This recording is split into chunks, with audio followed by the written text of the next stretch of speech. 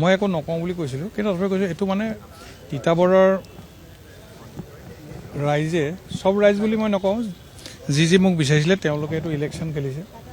মই আগতেও কৈছোঁ, মই মোৰ জাতীয় কংগ্ৰেছৰ মই নিষ্ঠাৱান কৰ্মী মই আছিলোঁ, আৰু দলত থাকিও খুব ভাল লাগিছিলে, ঘৰুৱা টাইপ।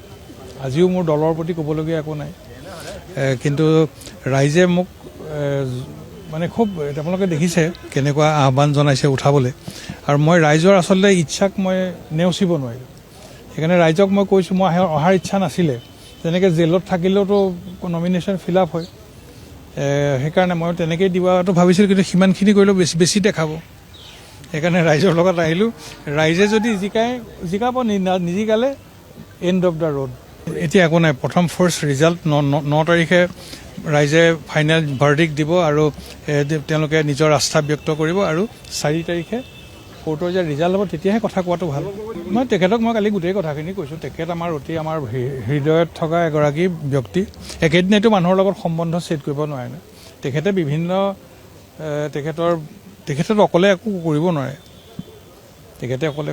গতিকে যেনেকৈ তেখেতৰ নিৰ্দেশনা আহিব তেনেকৈ কৰিব লাগিব, কাৰণ হাইকমাণ্ড বেষ্ট পাৰ্টি। গতিকে ওপৰৰ পৰা যেনেকুৱা সিদ্ধান্ত হ'ব, তলত এনেকুৱা নহয় যে তেওঁ জানি শুনি পেলাই মোৰ নামটো কাটি দিলে, তেনেকুৱা নহয়।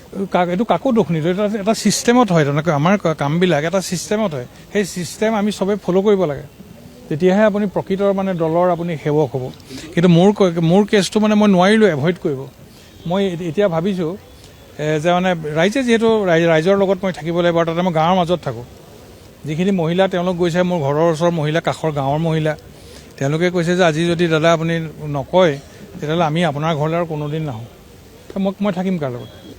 মইতো ক'লোঁ না, মই ইলেকশ্যন খেলা নাই, ৰাইজে ইলেকশ্যন খেলিছে মোক লৈ। এজনটো লাগিব, মই ৰাইজৰ হৈ পেলাই খেলিছোঁ।